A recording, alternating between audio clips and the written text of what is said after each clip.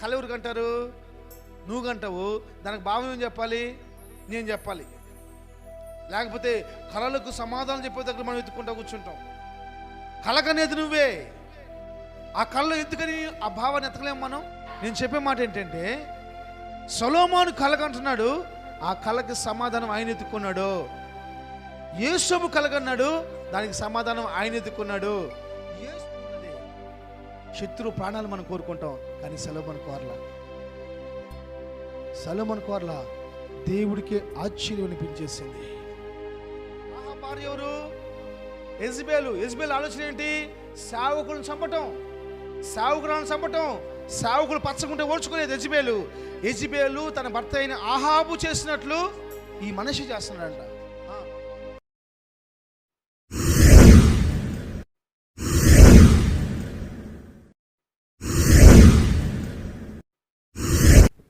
మన ప్రభువును రక్షకుడైన యేసుక్రీస్తు వారి శ్రేష్టమైన నామంలో ఈ పునరుద్ధానపు ఆరాధన కూడి వచ్చిన మీ అందరూ కూడా నా హృదయపూర్వకమైన వందనాలు తెలియచేస్తున్నాను. దేవుడు మీ అందరినీ ఆశీర్వదించి దీవించునుగాక. ఆమేన్. ఈ సమయంలో కొంత సమయం వాక్యాన్ని మనం ధ్యానం చేసుకుందాం. 2 Chronicles chapter 1:11. 2వ దినవృత్తాంతాల గ్రంథము 1వ అధ్యాయము 11వ వాక్యాన్ని మనం చదువుకుందాము.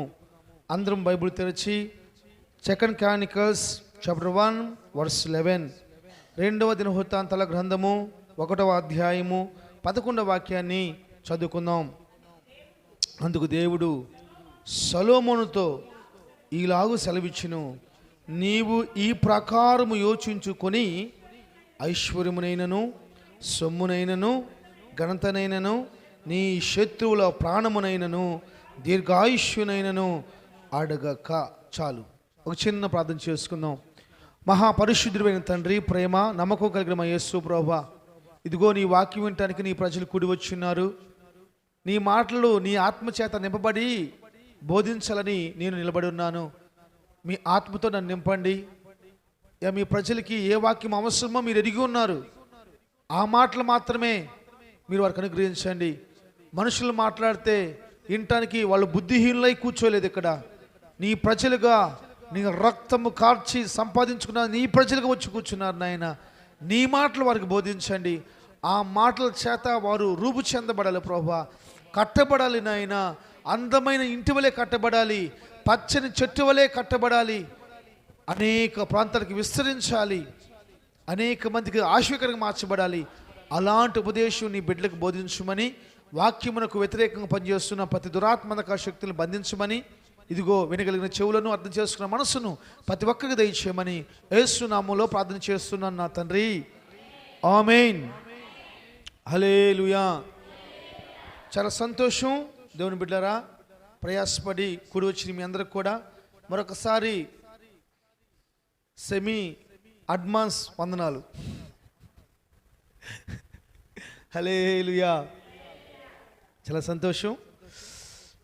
ఈ సమయంలో ఒక వాక్య భాగాన్ని ఆత్మదేవుడు నా హృదయంలో పెట్టాడు. దాన్ని నేను నీకు బోధించాలని ఆశపోతున్నాను. మనము ఎలాంటి బ్రతుకుతున్నాము? మన బ్రతుకు దేనికి?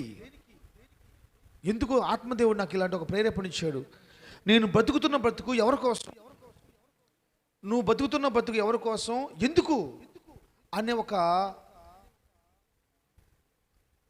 ఆలోచన, నిర్ణయము నీకు లేకపోతే మాత్రం చాలా కష్టం. ఏదో బతకాలి కాబట్టి, ఏదో తినాలి కాబట్టి, ఏదో చేయాలి కాబట్టి అలా బ్రతకూడదు. మన బ్రతుకుకి ఒక అర్థం ఉండాలి. మన బ్రతుకు ఒక పరమార్థాన్ని తీసుకొని రావాలి. చనిపోయినాక కనీసం కొన్ని సంవత్సరాల పాటు మన పేరు వాడబడాలి. ఆమేన్. చేతులు చెప్దామా? బిగ్గరగా చెప్దామా? ఇదిగో వాళ్ళలాగా బతకాలరా, వాళ్ళు ఎలా బతికారో అలా బతకాలరా అని చెప్పేటట్లు మనం బతకాలి. హల్లెలూయా. ఈరోజు నేను వాక్యం చెప్పబోతున్నాను. నువ్వు ఎందుకు బతుకుతున్నావు అని ఒక క్లారిటీ కనుక నీకు లేకపోతే కష్టం అయిపోయింది. నేను ముగ్గురి పేర్లు చెప్తాను. ముగ్గురు పేర్లు చెప్తాను. ఆ ముగ్గురు పేరుల్లో ఎవరిలాగా బతకూడదో నేను మీకు చెప్తాను. అయితే ఆ పేరుల్లో ఎవరిలాగా బతకూడదో మీరు చెబితే దాని ప్రకారం మనం వాక్యంలోకి ముందుకెళ్దాం. మీకు ప్రశ్న నేను అడిగినప్పుడు చెప్పండి, మీకు చెప్తాను. ముగ్గురు, ఈ ముగ్గురు కూడా రాజులే. ఎవరమ్మా? రాజులు. నెంబర్ 1 సొలొమోను గారు. చెప్పండి. సొలొమోను గారు చాలా జ్ఞానవంతులు. సొలొమోను గారు ఒక వ్యక్తి లెక్కించలేనన్ని కోట్లు ఖర్చు పెట్టేసి లేక ధనాన్ని ఖర్చు పెట్టి దేవుని మందిరాన్ని కట్టించినటువంటి వ్యక్తి. దేవుని నామ ఘనత కోసం దేవుని మందిరాన్ని కట్టించిన వ్యక్తి. ప్రపంచంలోనే జ్ఞానవంతులు లిస్టు తీసుకున్నట్లయితే ఆయన పేరు మాత్రమే ముందుంటుంది, తర్వాత ఇంకెవరి పేరైనా ఉంటుంది. హల్లెలూయా. పువ్వుల్లో ఎన్ని పువ్వుల పేర్లు ఉన్నాయో గుర్తుపెట్టినవాడు 1000 మంది భార్యల పేర్లు గుర్తుపెట్టుకున్నవాడు. హల్లెలూయా. నా మాట నేను జాగ్రత్తగానండి. మొదటి వ్యక్తి ఎవరంటే సొలొమోను గారు. అలాంటి సొలొమోను గారు నెహెమీయా గ్రంథం 13వ అధ్యాయం రాస్తుంటుంది, పాపం చేసిన రాస్తుంటుంది. అయితే మరి అతని జీవితాన్ని మీరు తీసుకుంటారా? లేకపోతే హిజ్కియా అనే బైబిల్లో ఒక వ్యక్తి ఉన్నాడు. ఆ హిజ్కియా అనే వ్యక్తి మంచి రాజు. ఆయన ప్రారంభించిన జీవితం చాలా బాగుంటుంది. అయితే గోడ తట్టు తిరిగి ప్రార్థన చేస్తున్నప్పుడు తను చనిపోతానని తెలుసుకున్నాక 15 సంవత్సరాలు దేవుని దగ్గర నుంచే పర్మిషన్ పొందుకున్న వ్యక్తి. అలాగనే బైబిల్లో ఇంకొక వ్యక్తి ఉన్నాడు. ఎవరంటే హిజ్కియా గారి యొక్క ముది మనవడు. హిజ్కియా గారి యొక్క ముది మనవడు అంటే కొడుకు వాళ్ళ మనవడు అనమాట. కొడుకు వాళ్ళ మనవడు యెషయా. ఈ యెషయా రాజు కూడా దేవునికి చాలా ప్రియమైన వాడిగా జీవించాడని చెప్పేసి అని బైబిల్లో రాస్తుంది. ఈ ముగ్గురు వ్యక్తుల్లో ఎవరిలాగా జీవించకూడదో. ఈ యెషయా అనే వ్యక్తి కూడా చాలా వండర్ఫుల్. ఈ యెషయా అనే రాజు కానివ్వండి, హిజ్కియా అనే రాజు కానివ్వండి, సొలొమోను అనే రాజు కానివ్వండి, ఈ ముగ్గురు వ్యక్తుల్లో ఏది చూసినా కానీ ఒక్కొక్కరికి ఒక ప్రైజ్ ఇవ్వాలనిపించింది. ఈ ముగ్గురు వ్యక్తుల్లో ఎవరిలాగా మనం బతకకూడదో నేను మీకు చెప్తాను. అయితే ఈ 3 పేర్లలో ఒక పేరు మీరు చూస్ చేయాలి. నేను అడిగినప్పుడు చెప్పండి, మీరు ఆలోచించుకోండి. నేను అడిగినప్పుడు మీరు చెప్పండి. నెంబర్ 1 సొలొమోను, నెంబర్ 2, నెంబర్ 3 యెషయా అనమాట. యెషయా కాదు, యెషయా. Right, okay. మనం చదువుకున్న దినవృత్తాంతాల గ్రంథం 1వ అధ్యాయం 11వ వచనంలో అక్కడ రాస్తున్న మాట ఏంటంటే, సొలొమోను ఒక దర్శనాన్ని చూస్తున్నాడు. ఆ దర్శనంలో భూమికి ఆకాశము సృష్టికర్త అయిన దేవుడు సొలొమోను గారితో మాట్లాడుతున్నాడు. సొలొమోను, నువ్వు నిన్ను అర్పించే చూసావు బలులు, ఆ బలులకి నేను మెచ్చాను, సంతోషించాను. నీకేదైనా ఒక వరం ఇవ్వాలనుకుంటున్నాను, నువ్వు కోరుకో, నీకేం కావాలని చెప్పేసి అన్నప్పుడు కళ్ళలోనే దేవుడు మాట్లాడుతూ ఉన్నాడు. కళ్ళ ద్వారానే సమాధానం సొలొమోను చెబుతూ ఉన్నాడు. కళ్ళలో మాట్లాడుతున్నాడు. కృప ఏంటంటే, ఈ రోజులో కృప ఏంటంటే, కళ్ళు ఎవరు కంటారు? నువ్వు కంటావు. దానికి భావం ఏం చెప్పాలి? నేను చెప్పాలి. లేకపోతే కళలకు సమాధానం చెప్పే దగ్గర మనం ఎత్తుకుంటా కూర్చుంటాం. కళకనేది నువ్వే. ఆ కళ్ళు ఎందుకని ఆ భావాన్ని ఎత్తకలేము మనం. హల్లెలూయా. చేతులు ఎత్తండి. నేను చెప్పే మాట ఏంటంటే, సొలొమోను కలగంటున్నాడు, ఆ కళకి సమాధానం ఆయన ఎత్తుకున్నాడు. యోసేపు కలగన్నాడు, దానికి సమాధానం ఆయన ఎత్తుకున్నాడు. యోసేపు, 2 యోసేపులు ఉన్నారు. పాత నిబంధన యోసేపు, కొత్త నిబంధన స్టార్ట్ అయిన యోసేపు. ఆ కొత్త నిబంధన స్టార్ట్ అయిన యోసేపు అంటే మరియా, లేకపోతే యేసు ప్రభు యొక్క తండ్రి పాత్ర పోషించినటువంటి యోసేపు కూడా ఒక కలగన్నాడు. ఆ కళని తనే సఫలపరుచుకున్నాడు. మనం ఏం కలగన్నాం అర్థం కావట్లేదు. ఆ కళలకు సమాధానం చెప్పాలి. కళలు ఏమైనా ఉన్నాయా మీకు? కళలు కలగని మిగిలిపోతున్నాయా? జాగ్రత్తగా నాలి. బైబిల్ చెబుతున్న మాట ఏంటంటే, ఆ కళ ద్వారా దేవుడు సొలొమోనుతో మాట్లాడుతున్నాడు. నీకేమైనా కావాలంటే అడగమంటే ఆయన అడుగుతున్నాడు. ఏమి అడగకూడదో అవి అడగట్లేదు, ఏమి అడగాలో అవి అడుగుతున్నాడు. అయితే దేవుడు అంటున్నాడు, హే సొలొమోను ఆన్సర్కి చెప్పాలి. సొలొమోను యొక్క ఆన్సర్కి లేక సొలొమోను యొక్క జవాబు కంట దేవుడు ఆశ్చర్యపడిపోయాడంట. ముక్కు మీద వేలేసుకున్నాడంట, లేకపోతే నోటి మీద వేలేసుకున్నాడంట. అరే ఏంట్రా సొలొమోను? ఏంది బాబా, ఏంది నాయనా, ఏంది? అసలు నేనేమనుకున్నాను నీ గురించి? ఏమనుకున్నావయ్యా? నువ్వు ఐశ్వర్యాన్ని అడుగుతావు అనుకున్నాను, నువ్వు సొమ్మును అడుగుతావు అనుకున్నాను, నువ్వు ఘనతను అడుగుతావు అనుకున్నాను, నువ్వు నీ శత్రుల యొక్క ప్రాణాన్ని అడుగుతావు అనుకున్నాను, నువ్వు దీర్ఘాయుష్యుని ఎక్కువ సంవత్సరాలు నేనే బతకాలి అని అడుగుతావు అని చెప్పేసి అనుకున్నాను. నువ్వేంట్రా ఇవేం అడగలేదు అసలు. దేవుడికే ఆశ్చర్యం కలిగించలేక సమాధానం చెప్పాడు సొలొమోను. హల్లెలూయా. ఇతని గురించి మనం తెలుసుకోవాలో తెలుసుకోవద్దో, ఇతనిలాగా బతకాలో బతకూడదో మీరు ఆలోచించుకోండి, నాకు తెలియదు. కానీ నేను చెప్తున్న మాటలు తెలుసా, ఈరోజు భూప్రపంచంలోనండి ప్రతి మనిషి ఈ 5 విషయాల్లో చిక్కబడిపోయి ఉన్నాడు. ఎన్ని విషయాలమ్మా? 1 2 3 4 5 6 7 8 9 10 5 విషయాలు. ఎన్ని విషయాలు? 5 విషయాలు. ఈ 5 విషయాల్లో ప్రపంచం చిక్కబడిపోయింది. ఈ 5 విషయాల్లో మనిషి చిక్కబడిపోయి ఉన్నాడు. దేవుడు ఆశ్చర్యపడిపోవాలంటే ఈ 5 నువ్వేది కొడుకోకూడదు. జాగ్రత్తగా వినాలమ్మా. ఈ 5 విషయాల్లో నువ్వేది కొడుకోకూడదు. ప్రపంచం ఎలా ఉంది? నేను ఇల్లు కట్టుకోవాలి, పొలం కొనుక్కోవాలి, కారు కొనుక్కోవాలి, బంగారం కొనుక్కోవాలి, నాకు ఐశ్వర్యం కావాలి, ఐశ్వర్యం ఐశ్వర్యం ఐశ్వర్యం. ఉపవాస ప్రార్థన పెడితే పోయేది 100 మంది, ఆశీర్వాదం కూడికి పెడితే పోయేది 10,000 మంది, స్వస్థత ప్రార్థన పెడితే పోయేది 25,000 మంది. ఉపవాస ప్రార్థన పోయేది మాత్రం 100 మంది. ఉపవాస ప్రార్థన పోతే ఏమొచ్చిందండి? ప్రపంచం దేనికోసం ఎదురు చూస్తుంది తెలుసా? ఆశీర్వాదం. నువ్వు ఆశీర్వాదం కోసం బతకాలనుకుంటున్నావా? అది తప్పు కాదు, కానీ అది దేవుని చిత్తమేనా? ఆలోచించుకో. రెండోది సొమ్ము, బంగారం కావాలి, డబ్బు కావాలి. ఏ విధము చేతనైనా సరే, ఒకడిని చంపైనా, ఒకటి కొట్టైనా, ఒకటి మోసం చేసైనా, ఏ విధం చేతనైనా సరే ఏం కావాలంట? సొమ్ములు కావాలి, సొమ్ములు కావాలి, సొమ్ములు కావాలి, సొమ్ములు కావాలి. నేను నిన్న ఒక మధ్యాహ్నం భోజనం చేసేటప్పుడు, మరి టిఫిన్ చేసేటప్పుడు నేను ఒక వీడియో చేస్తూ ఉన్నాను. పొద్దున మా సహోదరి పైకి వచ్చేసి, ఏంటి నువ్వు కామెడీ వీడియోలు చూస్తున్నట్టున్నావుగా అంటుంది. అది నిన్న అడగొచ్చుగా, సమాధానం చెప్పేవాడిని.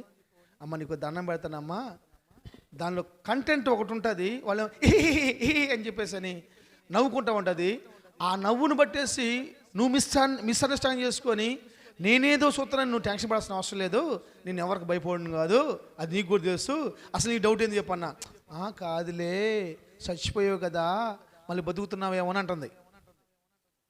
స్తోత్రం.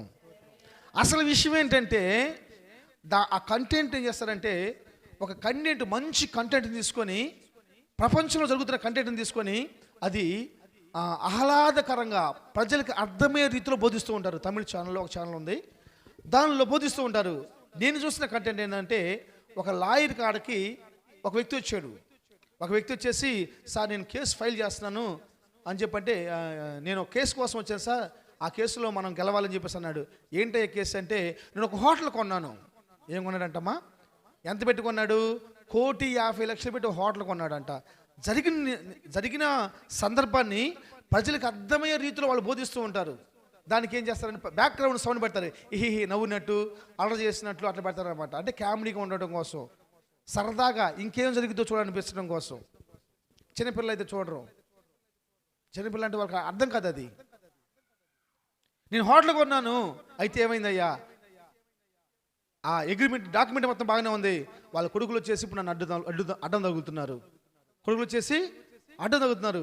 ఎందుకంటే కొడుకులకి ఏం మనవడికి అధికారం ఉంటుంది, మనవడు కాబట్టి అయినా నీకు రాసి ఇచ్చేసాడు, మరి ఈయన కొడుకులు ఎందుకు అడ్డం పడుతున్నారు, వాళ్ళకేం రైట్స్ లేవు కదా అంటే వాళ్ళు పిలిపించేశారు. లాయర్ గారు కూర్చోన్నాడు, లాయర్ గారు పిలిపిస్తాడనమాట. పిలిపించి కూర్చోబెట్టేసేసి మాట్లాడతాడు.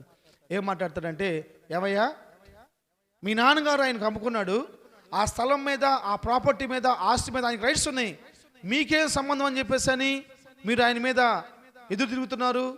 ఆ దానిలో భాగం కావాలన్నారు. అది లాడ్జ్, ఆ లాడ్జ్లో 15 రూములు ఉన్నాయంట. ఎన్ని రూములు ఉన్నాయి? 15 రూములు ఉన్నాయి.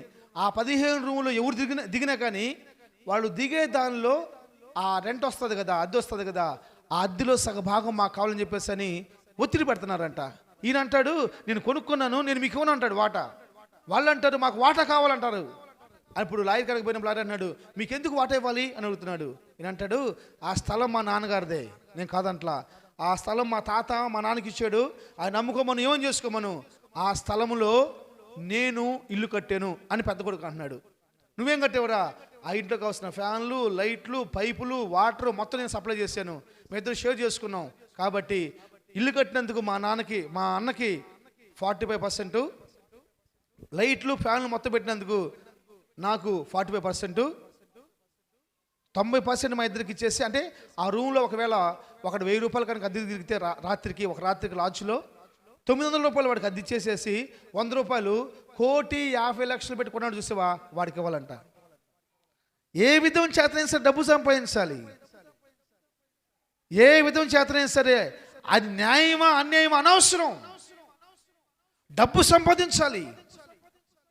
అసలు దీన్ని ఏమనాలి? ఇదిగో నేను ఇటుకలు కొన్నాను చూడు, ఇదిగో నేను సిమెంట్ కొన్నాను చూడు, ఇదిగో నేను లేబర్కి ఇది అమౌంట్ ఇచ్చాను. వాడంటాడు, ఇదిగో నేను పైపులు కొన్నాను, కరెంటు కొన్నాను, లైట్లు కొన్నాను, ఫ్యాన్లు కొన్నాను, వాటర్ పైపులు కొన్నాను, బోర్ వేయించాను, దీనికి ఇన్ని లక్షలు నేను చూడని చెప్పేసి అని తమ్ముడు ఒక స్లిప్ చూపిస్తున్నాడు, అన్న ఒక స్లిప్ చూపిస్తున్నాడు.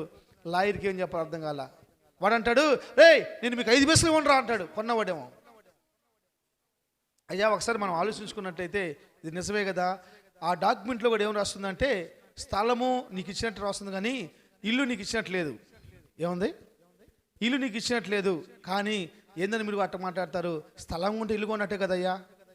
అందుకని ఇప్పుడు డాక్యుమెంట్లు రాసుకునేటప్పుడు చాలా జాగ్రత్తగా రాసుకోవాలి, మనం చాలా జాగ్రత్త రాసుకోవాలి. సరే, ఇప్పుడు ఈ లాయర్ గారు ఏం చెప్పారంటే, మీ కోర్టు వేసుకుంటే చాలా కష్టమైపోయింది, నా మాటనండి, నా మాట నేసేసి ఏదో ఒక పూర్వకంగా మీరు అడ్జస్ట్ అవ్వండి అని చెప్పేసి అంటే, కుదరదండి మాకు డబ్బులు ఇవ్వాలని చెప్పేసి అని పట్టుబట్టారు. మాకు డబ్బులు ఇవ్వాల్సిందని చెప్పి పట్టుబట్టాడు. ఈ లాయర్ గారు ఏం చెప్పాడు, సరే బాబు మీ బిల్డింగే, మీకు ఆయన వాటా ఎత్తాడు, కానీ ఆయన స్థలంలో కాలు పెట్టకూడదు, ఆయన స్థలంలో కాలు పెడితే మీ డబ్బు కట్టాలి. ఇప్పుడు ఏం చేస్తున్నాడు? ఇప్పుడు మళ్ళీ వాడు కాంప్రమైజ్ అయిపోయేసేసి, సార్ అట్టగా సార్ మీ మాట వింటాం సరంగానే. ఇప్పుడు ఏం చేస్తాడంటే, వాడు ఎవడైతే 1,50,00,000 పెట్టి కొన్నాడో, సార్ ఆ బిల్డింగ్ వర్త్ కూడా ఇంకొక 1,50,00,000 ఉంటుంది, కాబట్టి ఏదైనా చూసి వాళ్ళకి పిల్లలే కదా సార్ వాళ్ళకి ఇవ్వనంటే, వాడు ఏం చేస్తాడు పాప మంచోడు, ఇంకో 1,00,00,000 రూపాయలు ఇస్తానని చెప్పేసి మాట ఇస్తాడు. అప్పుడు 2,50,00,000కి దాన్ని అగ్రిమెంట్ వేసేసుకున్నారు. 2,50,00,000కి ఈ 1,00,00,000 రూపాయలు ఎవరికి ఇస్తాడంటే లాయర్కి ఇస్తాడనమాట. ఇప్పుడు ఈ లాయర్ పంచాలి. ఈ లాయర్ ఎట్ట పంచుతున్నాడు? ఇది నీకు అని పక్కన పెడుతున్నాడు. ఇది ఎవరికంటే ఇది నాకు ఇది ఎవరికి? ఇది నాకు, ఇది నీకు, ఇది నాకు, ఇది నీకు, ఇది నీకు, ఇది నీకు, ఇది నాకు అంటున్నాడు. సార్ మీరు ఏం చేశారు సార్? 2 గంటల కదా మీరు మొత్తం స్పెండ్ చేశారు. 2 గంటలు లాయర్ స్పెండ్ చేస్తే వీడికి 35 లక్షలు, వీడికి 35 లక్షలు, వీడికి 30 లక్షలు లాయర్కి. ఏ విధం చేత డబ్బు సంపాదించాలి, సొమ్ము కావాలి. ఇంత మెసేజ్ నేను ఏంటంటే, మీరు ఫ్యామిలీ చూస్తున్నట్టున్నారు అంటుంది మా సహోదరు వచ్చి. నేనేం చేయాలి అర్థం కావట్లా. ఏమ్మా ఫ్యామిలీలు చూస్తున్నట్టున్నారే, సరేలే నేనేమంటా, వాళ్ళకేం తెలుసు, వాళ్ళకి అర్థం కాదు కదా. అసలు నేను ఫ్యామిలీ చూసే పని అయితే సీక్రెట్కి ఒక బాత్రూంలోకి వెళ్ళి చూస్తాను, కానీ నువ్వు వినపడతాడు నేను చూస్తాను. అంత తెలివిలో ఉన్నాడు అనుకోండి నన్ను. బాబు అంత తెలివిలో ఉన్నాడు ఏంది నేనేమన్నా? ఇంకా చిన్నపిల్లలు చేస్తారు ఏంది? ఎంతకాలం మోసం చేస్తారు నన్ను? 2005 సంవత్సరాలు మోసం చేశారు, ఇంకా మోసం చేస్తాను ఉంటారా? స్తోత్రం, హల్లెలూయా. జాగ్రత్తగానండి. సొమ్ము ఏ విధం చేత సంపాదించాలని చెప్పేసి ప్రజలు ఆశపడుతూ ఉన్నారు. తాడువని అంటాడు, ఘనత నా పేరు చెప్పాలి, నా పేరే. ఆ ఒక్క పేరు కోసం ఎన్ని పాటలను పాడతాడు అంతే.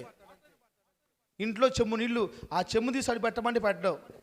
సిగిత్తుని ఎంత మంచివాడు లేడినైనా అని ఇంటి పక్కన అనగానే 2 బిందులు నీళ్ళు మోసుకొస్తున్నాడు, సొక్కైపి అని చెప్పి 2 బిందులు మోసుకొస్తున్నాడు ఎట్ట మావాడు. ఎందుకు? ఏయ్ సుగిత్తుగా, ఏయ్ నీళ్ళు తీసుకురా అంటది వాళ్ళమ్మ. వాళ్ళేమో, బాబు సుగిత్ బాబు నిజంగా నువ్వు ఎంత మంచివాడు నాయన అంటనేలకే అయిపోతున్నాయి. మనకి ఘనత కావాలి, వాడికి ఘనత కావాలి. మేము జాగలగూడలో ఉన్నప్పుడు మేము ఈ ఊరు చివరి ఉండేవాళ్ళం. చెరువేం ఊరు అట్లా ఉండేది. ఇప్పుడు శర్మ గారి ఇల్లు ఎక్కడుందో, మన శర్మ గారి కొట్టు కాడ నుంచేసి ఊరు మన చెరువు ఉంది కదా, ఐకనాథ చెరువు, అంత దూరం ఉండేది అనమాట. లేకపోతే కొంచెం దూరం ఉండొచ్చు బహుశా. అక్కడి నుంచి మేము నీళ్ళు తీసుకొని రావాలి ఇంట్లోకి. పాప నేను ధ్యాను, మా అక్కలు తెస్తూ ఉంటారు. నేను చిన్నపిల్లోడిని, సుగిత అంత ఉంటాను. అయితే నేను తేవాలని ఆశ. అందరూ కావిడేసుకొని తెస్తూ ఉంటారు. నేను కూడా కావిడేసుకొని తేవాలని చెప్పి అనుకుంటాను. మొత్తం మీద కావిడేసేసుకొని 2 బిందులు కట్టుకొని తెస్తా ఉంటే అక్కడి నుంచి ఇక్కడికి వచ్చినా సగం పోతాయి. ఎందుకంటే నేను కూడా మగవాను కదా, సగం పోతాయి. పోసినాక బడి కూడా కోపం వచ్చింది నాకు. ఇంట్లో పని చేసి తెక్కలేని కోపం మనకి. కోపం వచ్చేసి అక్కడ పడేసేద్దాం అనిపించింది అందరికీ. నాయన మా వాడు పని చేయడండి, మా వాడు పని చేస్తే ఎంత పని చేస్తాడో అంటది మా అమ్మ. వెంటనే డల్ అయిపోయి ఇంకా వంగిపోయేసి మళ్ళీ అమ్మ ఇంకో కందమ్మంటావా అంట. బాధ మంట వచ్చేసింది. వచ్చితే ఎన్నిసార్లు దింపబడినాం. మనిషికి ఏం కావాలంటే, చిన్నవాళ్ళైనా పెద్దవాళ్ళైనా ఏం కావాలి? ఘనత కావాలి. ఘనత, గొప్పలు. బైబిల్ చెప్తుంది ఈరోజు ప్రపంచం మొత్తం ఘనతల మీద ఆధారపడి ఉంది. నీ గురించి ఎవడైనా తక్కువగా మాట్లాడగలడా? ఎవడు మాట్లాడలేడు. మాట్లాడితే యుద్ధాలు జరగటమే కదా. ఇంకా కుటుంబాలు 2 అయిపోతాయి, గ్రామాలు 2 అయిపోతాయి, దేశం 2 అయిపోద్ది, యుద్ధాలే ఇంకా అంతే. రాష్ట్రం 2 అయిపోద్దండి. హల్లెలూయా. 4వది ఏంటంట, శత్రు ప్రాణము. ఎవరు?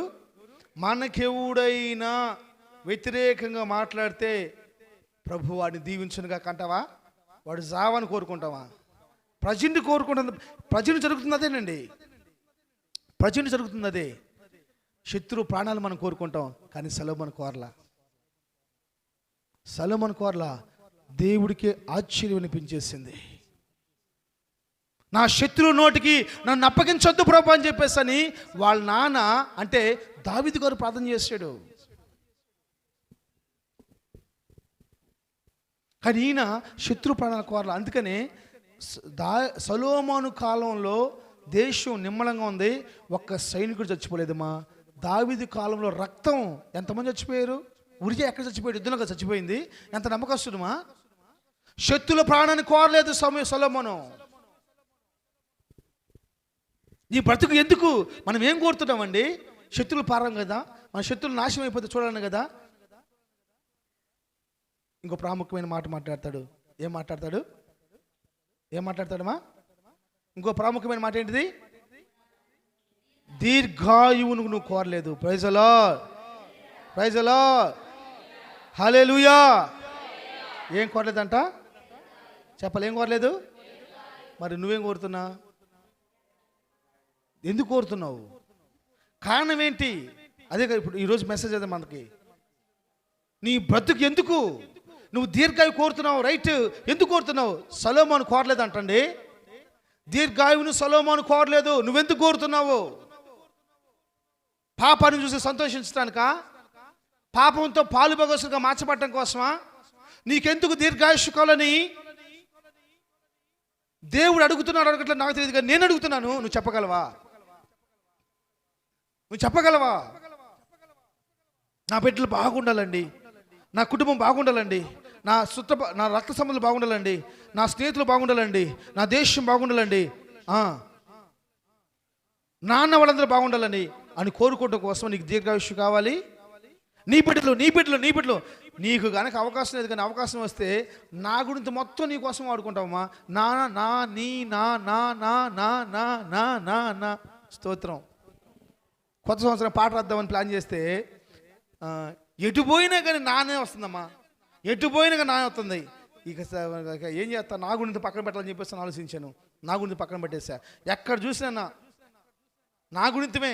నా కృప, నీ కృప, నా స్తోత్రం. పాటలో చూసుకొని ఎన్ని నాలో ఉంటాయో, మన నాలో ఎక్కువ ఉంటాయి. దానిలో నానే ఉంటాయి. ఇక అంతే, ఎక్కువ పాటలు మన నాలోనే ఉంటాయి. దేవుని సేవకుని నుంచి చెప్తున్న మాట ఏం తెలుసా? దీర్ఘాయుషు. నువ్వెందుకు బతకాలి? నీ బ్రతుకు యొక్క పరమార్థం ఏంటి? నువ్వు బ్రతుకు ఎందుకండి? దేనికోసం బతకాలి నువ్వు ఆశపడుతున్నావు? నీ బ్రతుకు ద్వారా ఎవరికి మేలు కలగాలి? నీ బ్రతుకు ద్వారా ఎవరికి ఉపయోగకరంగా మార్చబడాలి? హల్లెలూయా.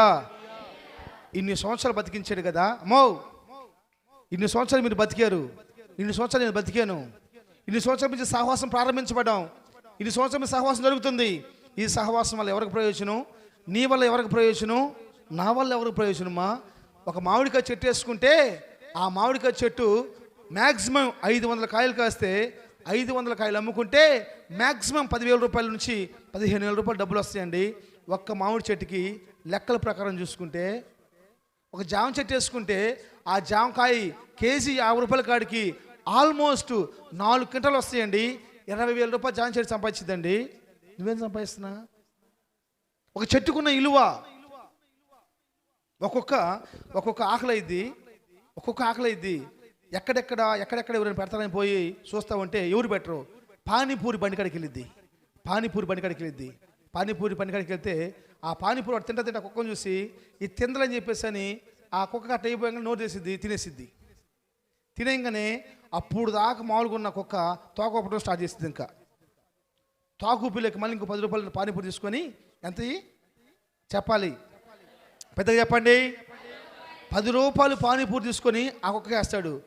ఆ కుక్క 10 రూపాయలు పానీపూరి తినేసేసి దగ్గర 4 రోజుల తర్వాత అదే రోడ్లో మనోడు పోతా ఉంటే అర్ధరాత్రి 12 గంటలకి తన కాడ బ్యాగ్ ఉంటే ఆ బ్యాగు లాక్కోవడం కోసం ఒక దొంగడు పరిగెత్తుకుండా వచ్చేసి బ్యాగు లాక్కొని పోతా ఉంటుంటే వాడికంటే ముందు పరిగెత్తుకుని పోయేసేసి ఆ దొంగను పట్టుకొని ఆ బ్యాగ్ తీసుకొచ్చి వాడికి ఇచ్చిద్దండి. అది మరి ఎలా తీసారో నాకు తెలియదు, కానీ అంటే కావాలని తీసారో అది నిజంగా తీసారో నాకు తెలియదు, కానీ ఇది మొత్తం సత్యం. ఒక కుక్క వేస్తున్న విశ్వాసం చూపిస్తుందమ్మా. 10 రూపాయలు పానీపూరి పెడితే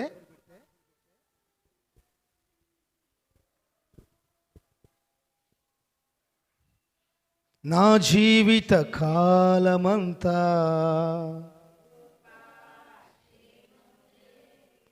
అంధకార బంధములన్నీ కనుమరుగైపోయెనే. నా జీవిత కాలమంతా కృపాక్షేమములే, అంధకార బంధములన్నీ కనుమరుగైపోయెనే. నేను బహుగా వర్ధిల్లా ఆశపడితివా,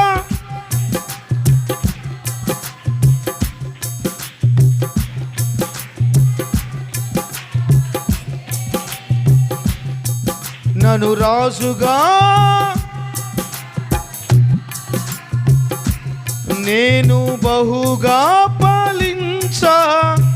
నోదేసి పాడతారా? చప్పలు కొట్టండి, బిగ్గరగా పాడాలి. కలలో స్వరమెత్తాలి.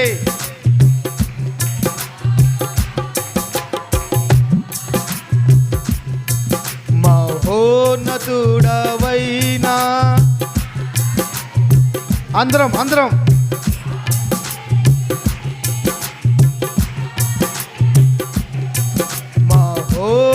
మహోన్నతుడవైనా నా యేసయ్యా, బహు ఆశ్చర్యమే నీ కార్యములు.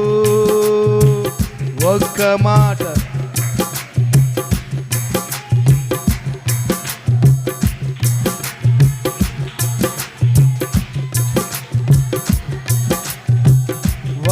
మాటతోనే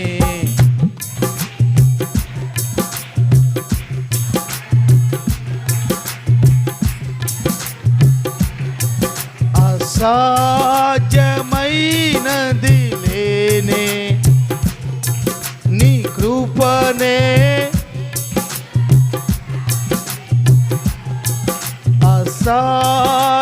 అసాధ్యమైనది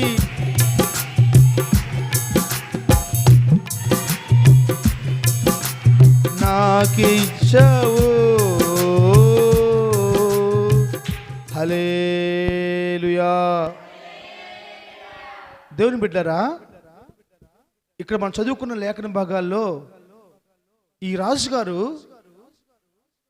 ఐశ్వర్యాన్ని కోరుకోలేదు, ఈ రాజుగారు సొమ్మును కోరుకోలేదు, ఈ రాజుగారు ఘనతను కోరుకోలేదు, ఈ రాజుగారు శత్రుల ప్రాణాన్ని కోరుకోలేదు, ఈ రాజుగారు దీర్ఘాయుష్ని కోరుకోలేదు.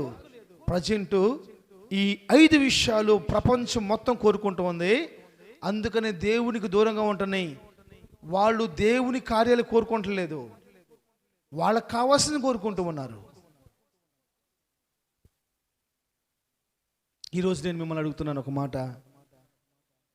మీరు సొలొమోను రాగుండాలా? సొలొమోను గురించి మీరు చెప్పేశాను. హిజ్కియా గురించి మీకు బాగా తెలుసు, నేను చెప్పాల్సిన అవసరం లేదు. ఈ యెషయా అనే ఒక వ్యక్తి గురించి మీకు తెలియదు కాబట్టి చెప్తాను.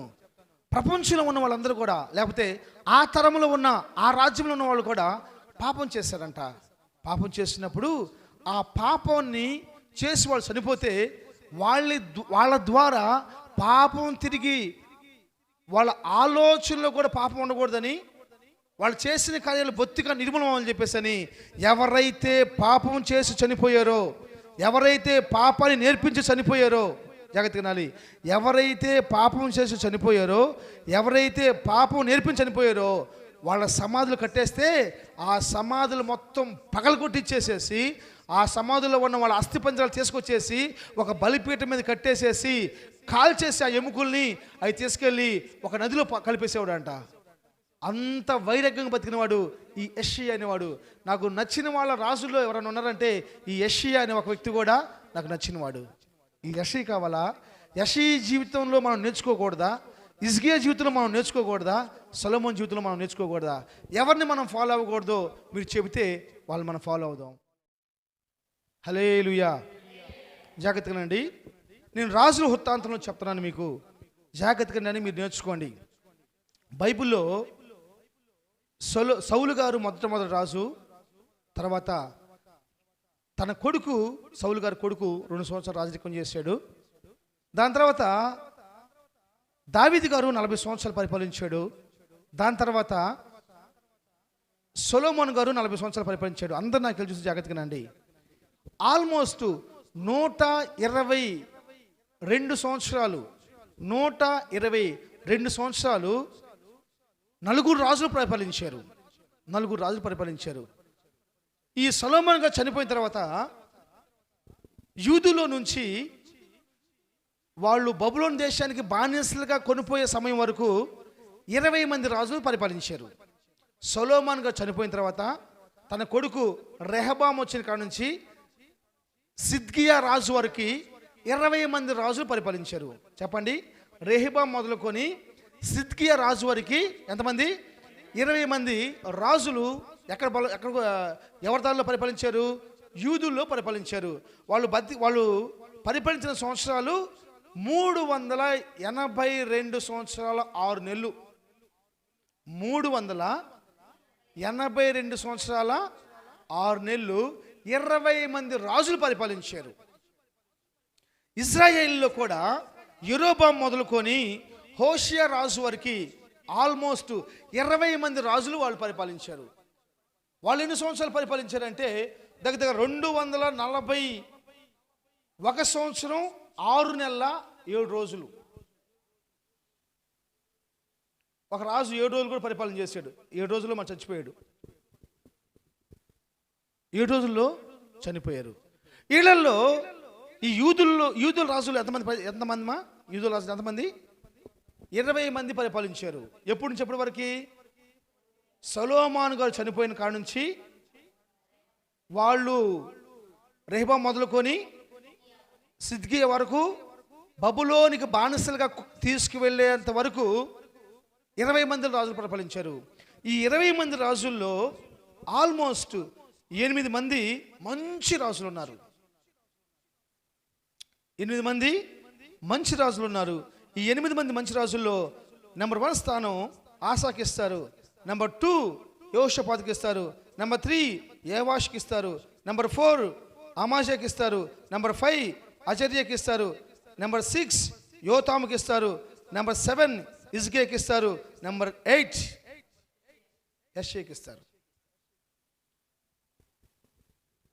అయితే ఈ యొక్క 20 మంది రాజుల్లో 8 మంది మంచి రాజులు ఉన్నారు, 12 మంది దుష్ట రాజులు ఉన్నారు.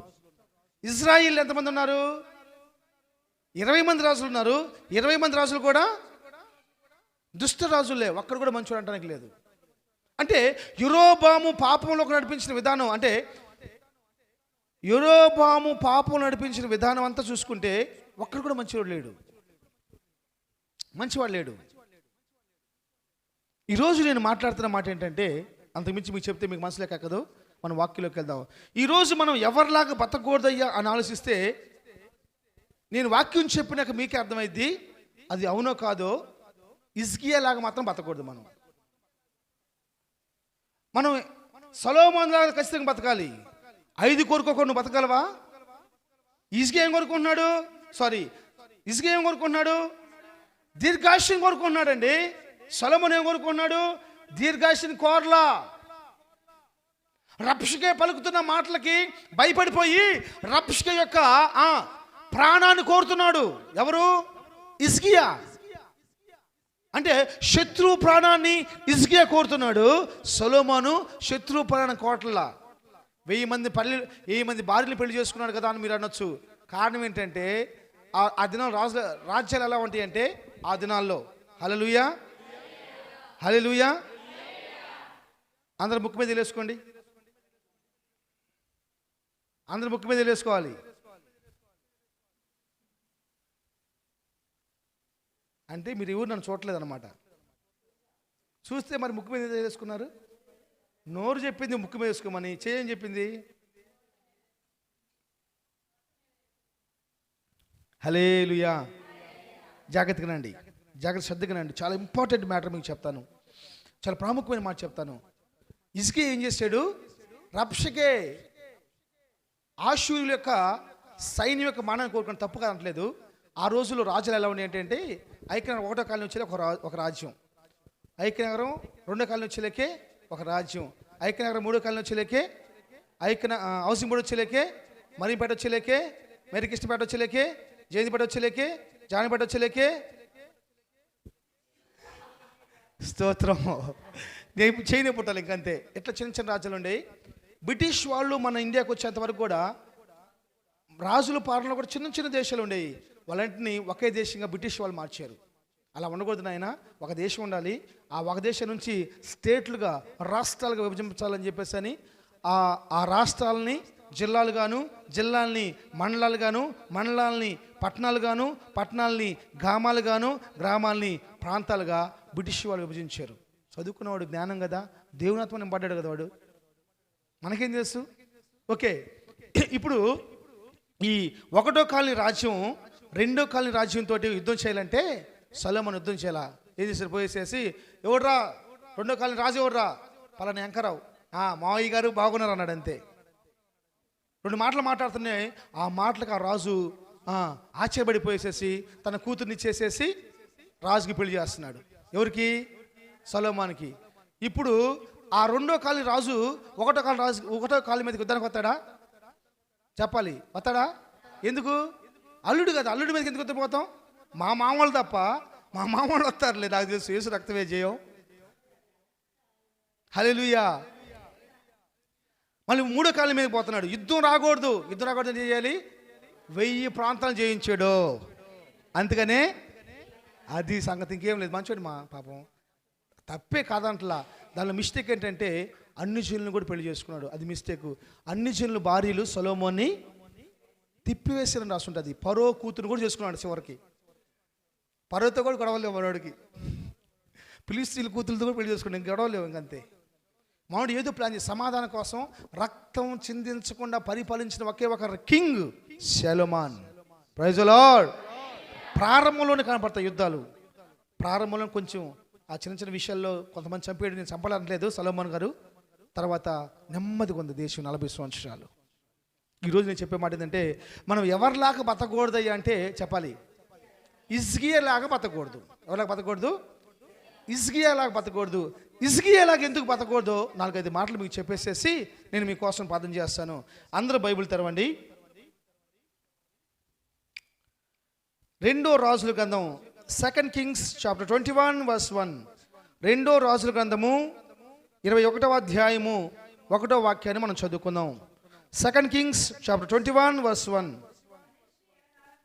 మనిషి ఏళ్ళ ఆరంభించినప్పుడు 12 ఏళ్ల వాడై యెరూషలేములో 55 సంవత్సరాలు ఏలిన. చాలుమా?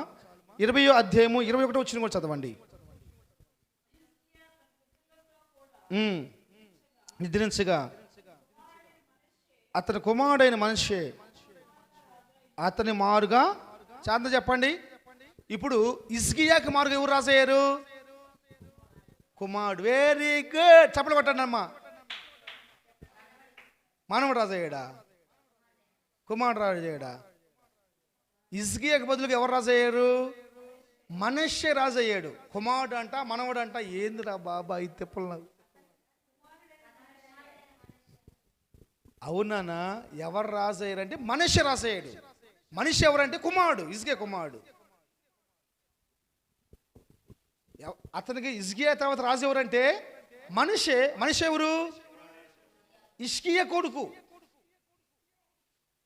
జాగ్రత్తగా నాయకులు చూడండి. ఇప్పుడు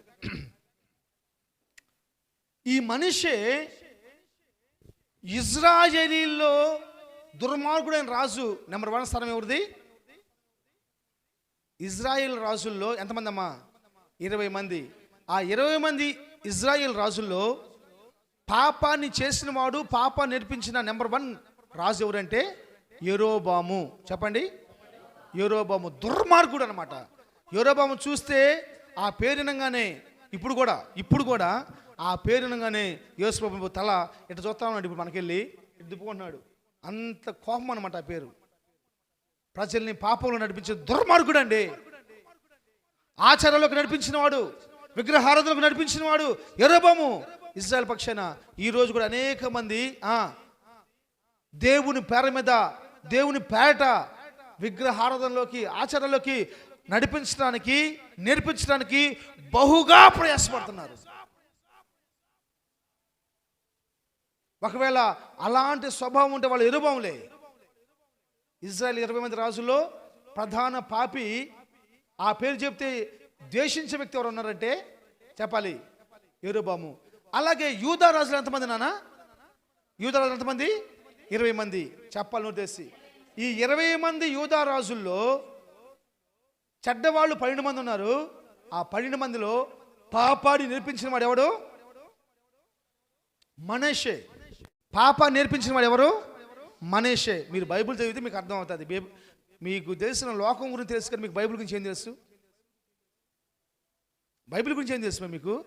శ్రద్ధగా కాసేపు బైబిల్ చదువుకొని, వాక్యం ధ్యానం చేసుకొని, దాని మీద మనసు పెడతాను. దాని మీద మనసు పెట్టాం మనం.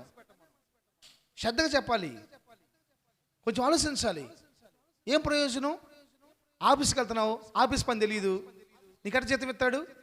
పనికి వెళ్తున్నావు, పని చేయడం తెలియదు, నీకట జీతం ఇస్తాడు. కానీ ప్రార్థనకు వస్తావు, దేవుడి గురించి తెలియదు, ప్రార్థన గురించి తెలియదు, వాక్యం గురించి తెలియదు, పాట ఎలా పడతా తెలియదు, మోకరించడం తెలియదు, బైబిల్ గురించి అసలు ఏమీ తెలియదు మనకి. అన్నీ కావాలి. జాగ్రత్తగా రండి. నేను రోషం కలిగి మాట్లాడతాను. హల్లెలూయా చెప్పండి, చేతులైతే హల్లెలూయా. పాత నిబంధన గ్రంథంలో ఉన్న రాజుల్లో ఇడిపోయారు. ఒకళ్ళు ఇజ్రాయిల్ గాను, యూదులు గాను. ఇజ్రాయిల్ ఏమో 10 మంది, యూదులేమో 2. ఈ 10 మంది గుంపుకి 10 గోత్రకర్తకి రాజేమో యెరోబాము. యెరోబాము 10 మంది గోత్రకర్తలకు ఏం నేర్పించాడు? పాప నేర్పించాడు, పాపాన్ని చేశాడు. ఈ 2 యొక్క అంటే బెన్యామీనులకి, యూదులకి రాజుగా మనష్షే ఉన్నాడు. ఈ మనష్షే కూడా ఏం చేశాడు తెలుసా? పాపాన్ని చేయటం, పాపాన్ని నేర్పించటం 2 చేశాడు. యూదుల్లో ప్రధానుడు, పాప నేర్పించిన వాడు. ఇజ్రాయేలీలో యెరోబాము పేరు చెప్తే దేవుడు ఎలా కోపడ్డవాడో, యూదుల్లో మనష్షే పేరు చెప్పగానే అంత కోపడ్డవాడు. ఈ వ్యక్తి కన్నా దేవుడు నోదేశండి. ఈ వ్యక్తి కన్నా దేవుడు మా హిజ్కియా.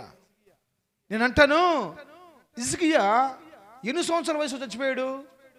సారీ, మనష్షే ఎన్ని సంవత్సరాలప్పుడు పరిపాలించడం స్టార్ట్ చేశాడు? ఏమన్నా ఏంటమ్మా? ఇప్పుడు నాకే చూడండి అమ్మా. హిజ్కియా ఎన్ని సంవత్సరాలు ఆశ తీసుకున్నాడు? ఇప్పుడంటే హిజ్కియాకు రోగం తగ్గిపోయినాక, దేవుడు మాట్లాడినాక 3 సంవత్సరాల తర్వాత మనష్షే పుట్టాడు. ఎన్ని సంవత్సరాల తర్వాత? 3 సంవత్సరాల తర్వాత. ఒకవేళ 3 సంవత్సరాల క్రితం హిజ్కియా చచ్చిపోతే ఈ పాపిష్టుడు బతికేవాడు, పుట్టేవాడు కాదు.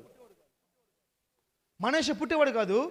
ఈ హిజ్కియా ప్రార్థన చేసుకొని ఆరోగ్యం పొందుకున్న 3 సంవత్సరాల తర్వాత ఈ మనష్షేని అన్నాడు, ఆ మనిషే ఎంత దుర్మార్గుడు అంటే ఆ మనిషే పేరు చెప్పగానే దేవుడికి భయంకర కోపం.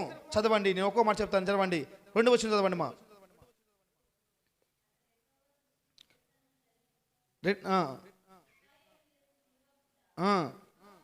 యెహోవా వెళ్ళగొట్టిన జనములు చేసినట్లు. ఎవరు చెప్పండి? ఎవరమ్మా? మనీషే. నేను మిమ్మల్ని అంటే తల్లి, ఎందుకు మీరు కంగారు పడుతున్నారు? మనీషే యెహోవా ఎల్లగొట్టిన అన్ని జనులు చేసిన క్రియలు. ఏ క్రియలు ఇవి?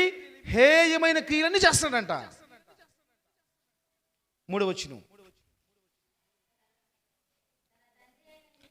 తన తండ్రిని హిజ్కియా ఉన్నత స్థలములు అతడు తిరిగి కట్టించి బలిపీఠములు. వాళ్ళ తండ్రి ఏమో యెరూషలేములో మందిరాలు కట్టిస్తే ఈయన చేస్తున్నాడు, బయలు దేవతలకి బలిపీఠాలు కట్టిస్తున్నాడంట. చదువుమా. ఆహాబు దుర్మార్గుడు. ఆహాబు భార్య ఎవరు? యెజబెలు. యెజబెలు ఆలోచన ఏంటి? సేవకులను చంపటం, సేవకులను చంపటం. సేవకులు పచ్చకుంటే ఓర్చుకునేది యెజబెలు తన భర్త అయిన ఆహాబు చేసినట్లు ఈ మనిషి చేస్తున్నాడంట. చదువుమా. నక్షత్రములు మొక్కి వాటిని పూజించుచుండెను. అంత మాత్రమే కాదు, 6వ వచనం. అతడు తన కుమారుణ్ణి అగ్నిగుండము దాటించి దోషిష్యమును శకునములను వాడుక చేసి యాక్షిని గాండ్రతోనూ సోది గాండ్రతోనూ సాంగత్యము చేసెను. కృప ఏంటంటే అందరికంటే ఎక్కువ సంవత్సరాలు రాజరికం చేసిన రాజు ఎవరన్నా ఉన్నారంటే అతని పేరు ఏం పేరు? మనష్షే. 55 సంవత్సరాలు రాజ్యాన్ని పరిపాలించాడు. మీరు ఆలోచించండి, 55 సంవత్సరాలు ఎంత క్రూరంగా ఉండిపోయింది దేశం. అది అక్కడ రాసిన మాట తెలుసా?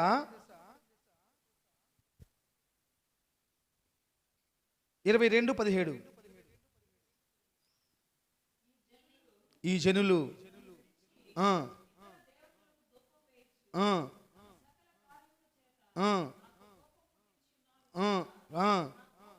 నా కోపము ఆరిపోకుండా ఆ స్థలం మీద రగులు కొనుచున్నది. ఎవరు చేసిన కోపం అది? ఎవరి వల్ల వచ్చిన కోపం అది? దుష్టుడిగా చాలా మంది రాజులు ఉన్నారు. దుష్టులుగా ఎంతమంది ఉన్నారు?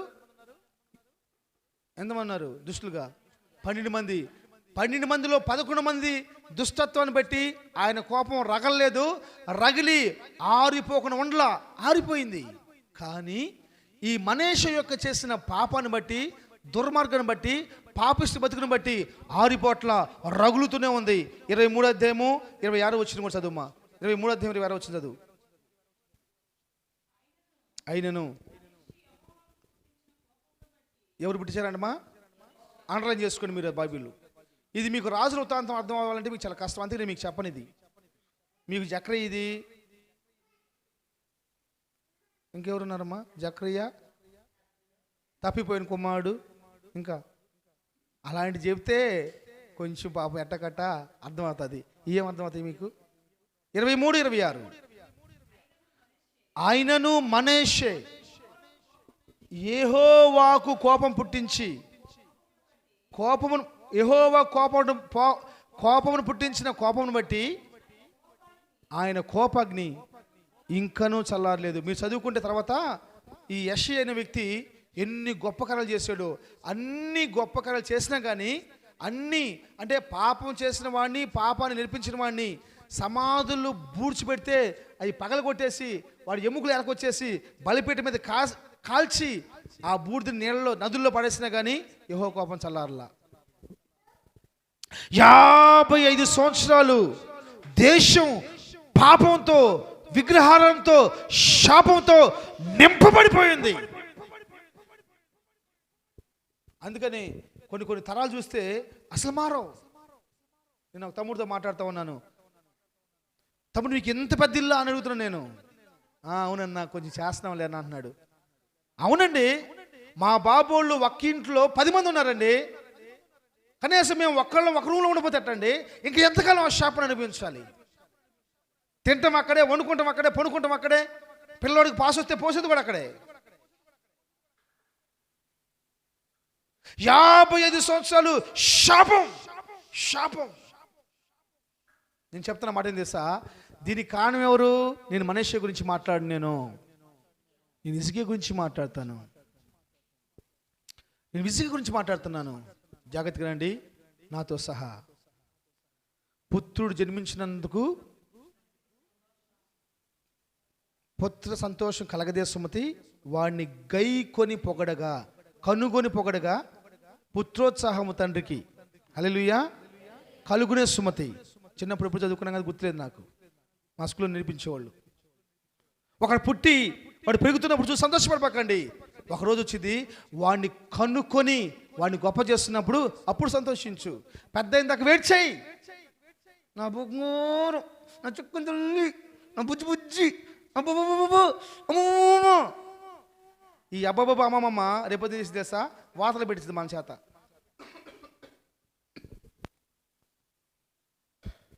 హల్లెలూయా హల్లెలూయా చెప్పండి బిగ్గరగా. ఈరోజు అబ్బబ్బ అమ్మమ్మ రేపేం చేసింది? వాతలు పెట్టించిద్దిమా. పాష గారు వస్తున్నాడు. పాష అబ్బాయి ఇసుగియా ఏంది? అసలు గౌరవం కూడా లేదు ఇప్పుడు. ఎందుకు? చదువు 20వ అధ్యాయము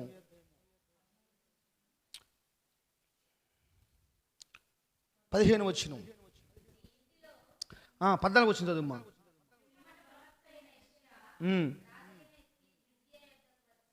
17 వచ్చిన చదువుమ్మా. 17 వచ్చిన. వచ్చి దినములలో ఏమీయో మిగలకుండా నీ నగరందున్న సమస్తమును నేటి వరకు నీ పితరులు సమకూర్చి దాచిపెట్టినదంతయు బబులోను పట్టణమునకు ఎత్తుకొని పోబడినని యెహోవా సెలవిచ్చున్నాడని చెప్పెను. అంత మాత్రమే కాదు, మరియు నీ గర్భమందు పుట్టిన నీ పుత్రుల సంతానమును బబులోను రాజు నగరమందు నపంసకులుగా చేయుటికై వారిని తీసుకొని పోవుదురు. అందుకు హిజ్కియా, నీవు తెలియజేసిన యెహోవా ఆజ్ఞ చొప్పున జరుగుట మేలే. నా దినములలో సమాధానము సత్యము కలిగిన యెడల మేలే కదా అని యెషయితో నేను. ఇప్పుడు నాకు చూడండి, మీకు అర్థమయ్యే రీతిలో చెప్తాను. నాకు చూడండి. యెషయి వచ్చేసేసి, అబ్బాయి బబులోనులు వచ్చారు కదా, మీ శత్రువులు వచ్చారు కదా, ఏమేమి చూపించావు? ఏం చూపించేది ఏందయ్యా? నాకు కలుగున్న మొత్తం చూపించేసాను. ఎందుకు చూపించావు అట్లా? నువ్వు చూపించిన దాన్ని బట్టి రానున్న దినాల్లో నువ్వు సంపాదించింది మాత్రమే కాదు, నీ పితరులు సంపాదించింది మొత్తం కూడా ఐగుప్తుకు బబులోను దేశానికి తీసుకుని పోతారని చెప్పేసి అన్నాడు. అంటే ఏం చేయాలి ఈయన? ఏం చేయాలి చెప్పండి? ఏం చేయాలమ్మా? నవోదయ తల్లులారా, హిజ్కియా గురించి కూడా తెలుసుగా. జక్రయ్య గురించి, తప్పైన కుమారుడు హిజ్కియా మీకు బాగా తెలుసు. ఏం చేయాలి? ఆయన కూడా తెలుసు. గోడ దగ్గర దిగేసి అడవటం తెలుసు. అయ్యో క్యాన్సర్ రోగం అన్నారయ్యా,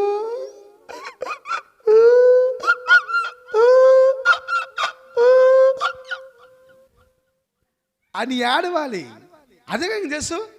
ఆరోగ్యం బాగదంటే ఏం చేశాడు? నీ పితరులు సంపాదించిన స్వాచ్ఛాన్ని శత్రువు తీసుకుపోతాడంటే ఏం చేయాలి? అది నాకు మేలేగా అంటాడా?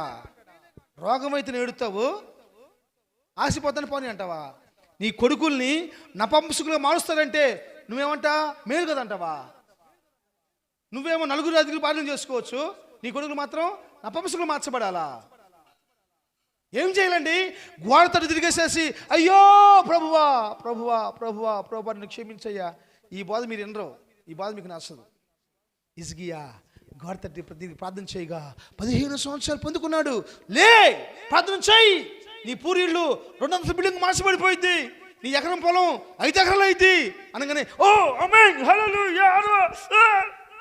ఇంకిదేగా అమ్మ మీకు కావాల్సింది. అవునా కదా దేవుని బిడ్డలారా? అది కదా మీకు కావాల్సింది. మీరు ఆలోచించారు ఎప్పుడన్నా? మీరు బైబిల్ చదువుతున్నప్పుడు దేవుడు మీతో మాట్లాడాడా?